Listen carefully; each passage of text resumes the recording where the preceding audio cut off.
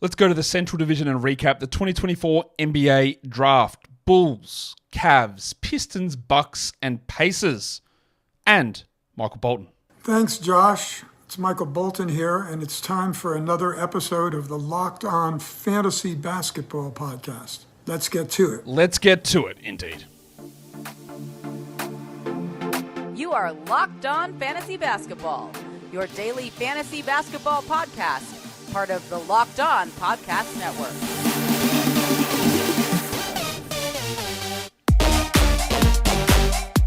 Hello and welcome to the Locked On Fantasy Basketball Podcast, brought to you by Basketball Monster. My name is Josh Lloyd and the Cup of Life. Olay, olay, olay.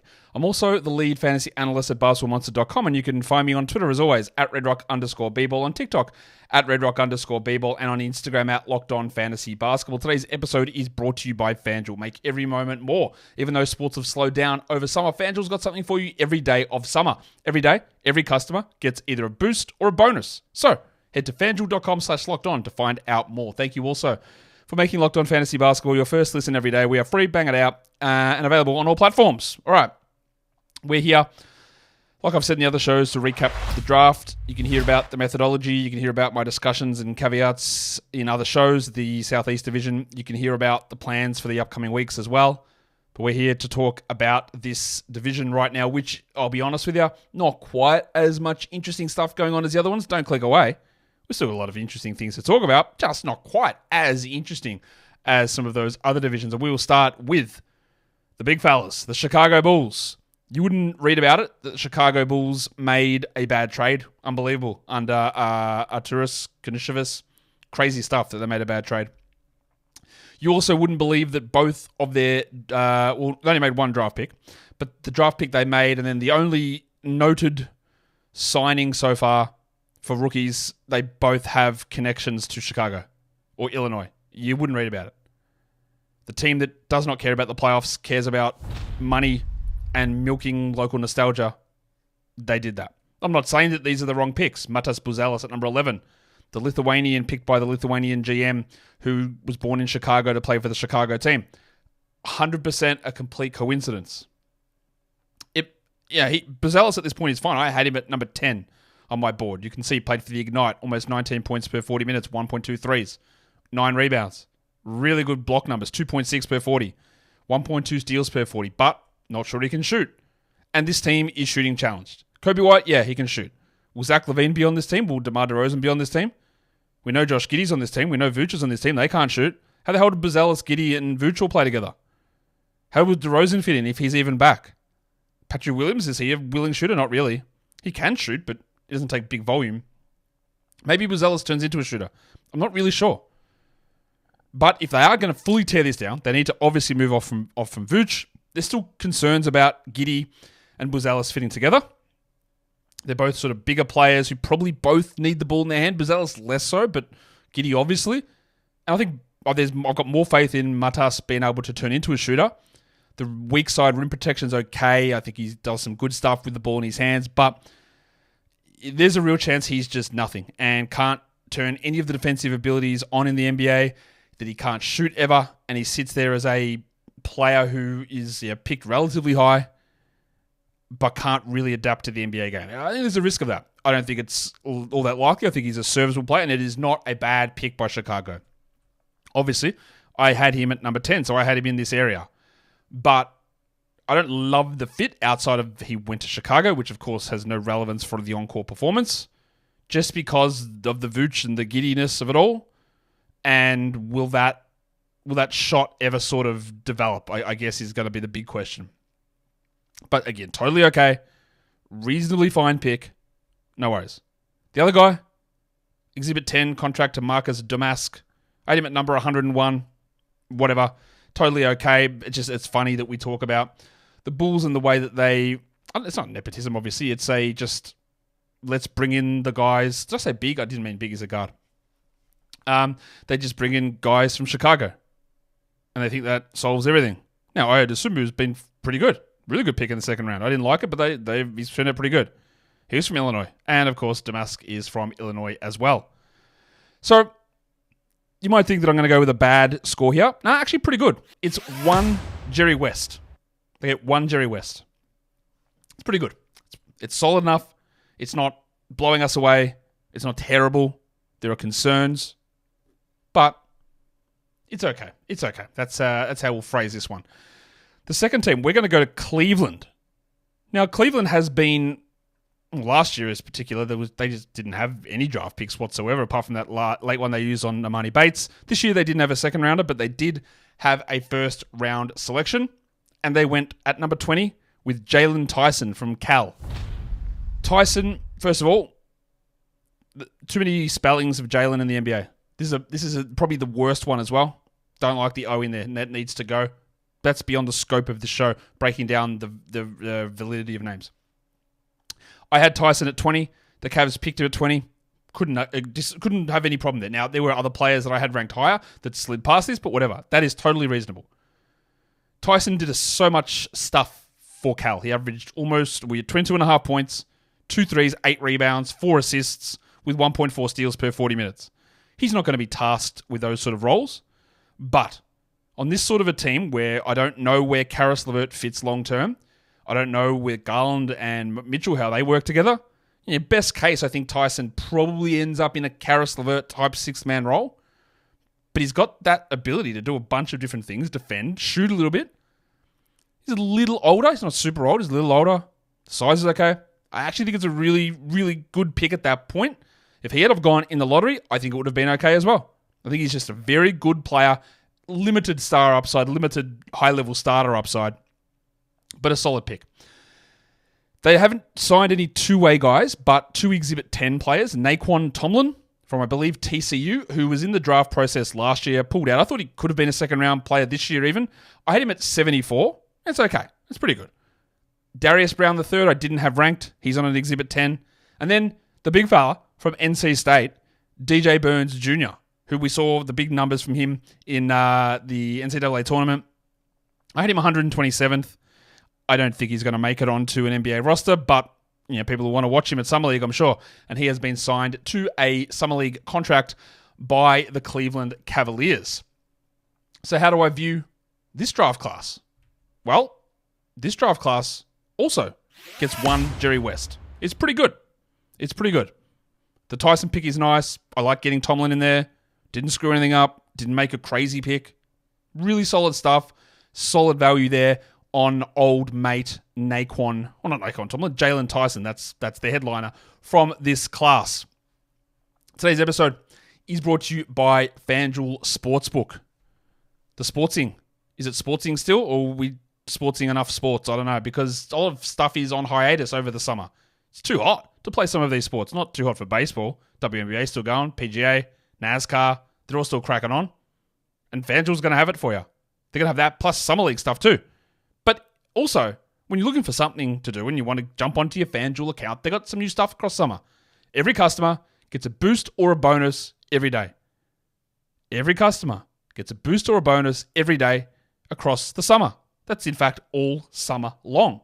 So go ahead and head over to FanDuel.com/lockedon and start making the most out of your summer. FanDuel is an official sports betting partner of Major League Baseball, and don't forget to gamble responsibly. Now we can talk about a team that did pick pretty high, and that is the Detroit Pistons. Detroit was in an interesting position, having the worst record that we've seen in recent memory and falling for the second year in a row with the worst record to number 1. Now, they've cleaned house. Troy Weaver is gone. I was going to say that the bad GMs will get a Troy Weaver grade, but I went with Isaiah Thomas, another Pistons legend, instead on those grades. Troy Weaver is gone. He was terrible. Tom Gores is still there, unfortunately. Monty Williams fired 1 year in. Insane stuff. He didn't want to be there very clearly, and he takes all that money. W for him. Well, I don't know who their head coach is. That guy's still not there. And they were put in a very weird spot with the way this team has been built by old mate Troy and by being at number 5 and having no head coach or anything in place. That is obviously not an ideal scenario.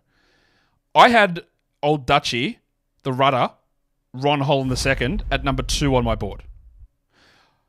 I they picked him at number 5, which honestly was a gigantic surprise. A lot of people talking, I'm hearing Ron Holland might drop out of the lottery. And obviously we can tell that the two guys that was talked about in the pre-draft process was Holland and Dillingham, and they both went in the top 8, which makes a ton of sense. The other one we heard about was Collier, and he did slide. So what do we make of that?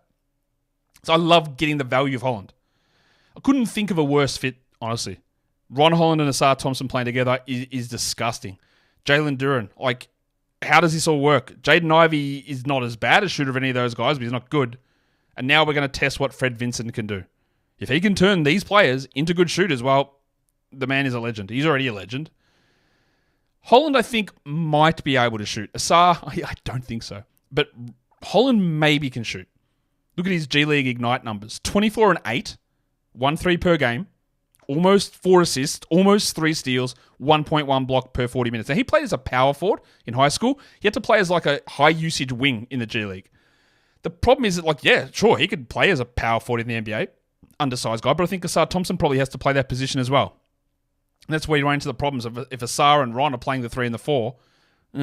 I think it might be hard for Ronnie to play big minutes initially as a rookie, get used to things. It'll be some weirdness. This team will be terrible. But this team could also make a million trades. New coach, new head coach. New GM. Do they keep Duren? Do they keep Ivy? Do they keep Thompson? I don't know. There's a lot that can still happen with this squad. And there's Simone Fontecchio that's probably going to have to start, I'm guessing, just to give some level of shooting.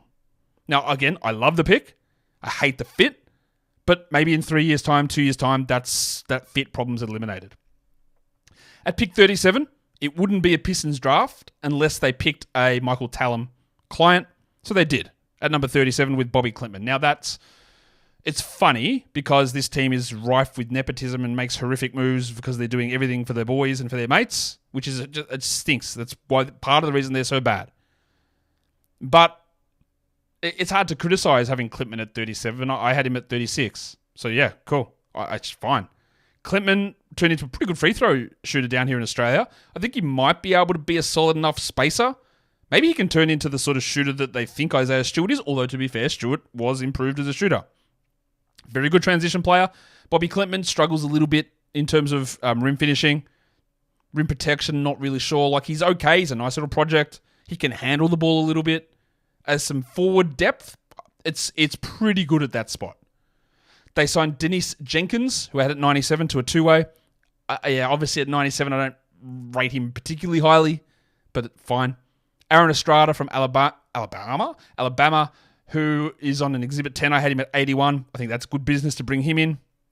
And also a bloke by the name of Tolu Smith III. I'm not going to blow smoke up your ass and tell you I'm a big Tolu guy. I know a lot about him. I don't, but I'm putting him on this list. I didn't have him ranked. I wasn't going 300 deep on the prospects. So Tolu Smith comes in there at Summer League. And what ranking do you reckon I'm going to give this draft? Well, I am going to go with 1 Jerry West. It doesn't go through to 2 because the Holland fit is just horrific. I don't really know how any of that makes sense. There are going to be other moves coming, and if we reassess this draft in 3 years' time, it might look unbelievable. As Holland's the best player in this class, they've moved other pieces and got the guys around him that make a lot of sense. That is possible.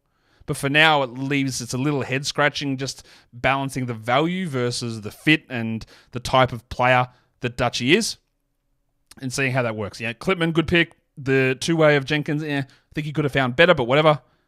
They're working under weird circumstances considering agents don't want their players to go to Detroit because of the absolute insanity that is this front office and coaching staff and ownership all through the years. I wouldn't want my clients to do that either. It's not about going to Detroit. It's about playing for the Tom Gores Pistons. And they need to work to improve that reputation. Overall, pretty good draft day. We'll see on the Holland stuff. I like the value. I hope that it turns into something great. But jury's out. Let's go to Indiana. The only team in the Central Division that did not have a first-round pick. But that doesn't mean that they didn't get a player that I thought was a first-round talent, because they did. As we know, everyone was trading every single pick in the second round, but they were able to trade up and get themselves the man himself, the dildo, John Furphy. I had Furphy pretty high in this draft. You heard me, my last sort of draft analyst discussion with Kevin Pelton, talk about Furphy because he had him really high as well. His model loved what Furphy did. I really like what Furphy does as well. 6'9", shooter, like shooting guard, small forward, aggressive rebounder. Low usage player at Kansas, obviously. As you can see by the numbers there, just 14.8 points per 40 minutes, 2 threes, 8 rebounds, 1.6 assists, and 1.4 steals. He's never going to be an all-star. He's never going to be a self-creator. He can be a very strong, not as good as Trey Murphy, but a Trey Murphy type of tall shooter. Plays the three. He's going to be taller than everybody. He's got good cutting ability. He's strong on rebounds. He's an okay to solid defender. He's a good cutter. He's a good finisher. Insane to me that he fell to 35. Insane to me the NBA would invite him to the green room if he's going to fall to 35. That doesn't make a lot of sense there as well. But Furphy, I think that works out to be really quite good value to get him at number 35. Now, obviously, I was higher on him than most. You know, I just said we talked to Kevin Pelton and Kevin had him relatively high. But the consensus rank on Furphy was 26. So 26 to 35 is not that big of a difference. But I had him at that high level of 14. I think the fit is pretty good. I don't know that he's a full body healed replacement, but that level of shooting when Siakam is your second main guy is really helpful. Someone that can come in and play some minutes behind an Aaron Nesmith or you work into being a starter at some stage as well. I think that the pick makes a lot of sense. At 49, they took Tristan Newton, who I had at 48. Older player, was the point guard of Connecticut over Steph Castle. Some pretty okay numbers. He's going to sort of sit there behind McConnell and Nembhard and Halliburton, obviously. But if Nembhard's going to transition into a full-time 2 on this team, then there's third point guard role available. I would expect that Newton gets the 2-way, the way they did with Isaiah Wong and Oscar Tshiebwe last season. So I don't think we're going to see much from him. It's a totally fine pick. I had Enrique Freeman at number 50. He got picked at number 50. He was a late riser. He's an older player who was a walk-on in college, played for Akron, one of the best, if not the best rebounder in the entire nation. Very undersized as a center. And we know that they've got Isaiah Jackson and Miles Turner. By the way, Jalen Smith declined his player option, free agent. Not sure if he returns. I'm going to guess that they said Isaiah Jackson's our backup now, so see what you want somewhere else. Tshiebwe not necessarily back either. So there's a chance for Freeman to get some small ball reps, but I would guess he's a 2-way guy as well. On an Exhibit 10, they brought in Josiah Jordan-James, who was in the process last season, played for Tennessee, went back and didn't really improve his stock at all, had him at 94. And then they brought in a guy by the name of Lance Jones onto their Summer League roster. I'm not going to tell you that I had strong thoughts about Lance Jones because I do not.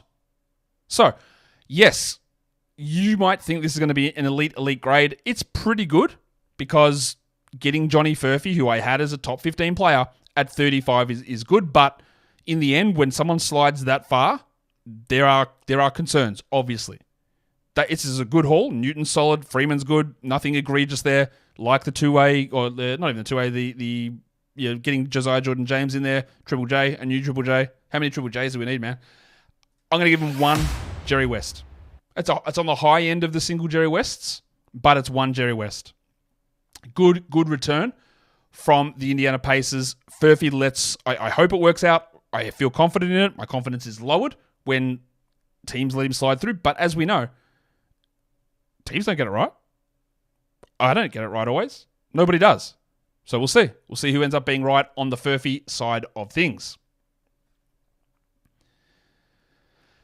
And that brings us to it brings us to the next team, which is the Milwaukee Bucks. And this is a tough one for me to fully evaluate for a couple of main reasons. I think that the pick from the Bucks of AJ Johnson at number 23 was the worst pick of the entire draft. I had AJ at number 53. For some reason, the NBA invited him to the green room for whatever. I don't really know why. His numbers, he barely played in Illawarra down in the NBL. He averaged 13 per 40 minutes. 3.6 assists, that's encouraging. But 0.9 steals, 0.6 blocks, 1.6 threes. So it doesn't take threes, doesn't score. Rebounds and assists and whatever. But it is hard to judge because he just did not play. Now, he's got athleticism. He might be pretty good in transition. But at the moment, I just don't think he can play. And this Bucks team, coached by Glenn Rivers, he will not use a rookie, will not touch them. So my fit rating on these guys is going to be what's the point of having these guys, especially when it's a bad pick, when your coach will not use them? especially not a skinny 19-year-old who can't play. Well, what's the point of that?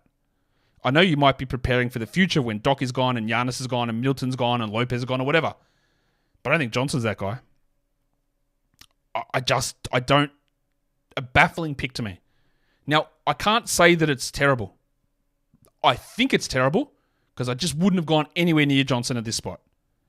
But maybe it turns out to be a stroke of genius. But I also know that the last few years of Bucks drafts have been horrifically bad. They just have missing on everybody that they pick. What good move have they made? And I feel like this is another one. That leads me to the thing of, is I really like Tyler Smith. Now, I hate this draft class, and Tyler Smith would not have been a lottery pick for me in a regular draft class. But in this class, I had him up at number 7 when I set it on my board. He had the best stats of any of the G League Ignite players. He's got size. He blocks shots. He shoots really well, and the Ignite guys just don't shoot well. He did. There are some defensive concerns. There are some issues of him maybe playing on the interior. But I think he can turn into a very strong starter, if not not an all-star starter, not an all-star player, but a very strong starter. A big shooting power forward who can play at center, who can block some shots, and I think's got some other stuff to develop that's really young. And then when the Bucks pick him, I go, because he just won't play. Now, he could be a perfect Bobby Portis replacement in a couple of years. But I've got to have no idea whether that makes any sense because Glenn Rivers will not play him. Will refuse to. I think that Smith could have had an opportunity to be a starter on almost any team in the league in a couple of years' time. Maybe not any team, but a lot. On this team, they are just impossible to sort of figure out what's going to happen. So while the value says, yeah, that's a great pick at 33, getting Tyler Smith, and I believe that it is, the fit, it couldn't be any worse to me, given the way that this team has drafted, the way this team is coached, and I just hate it. I hate it.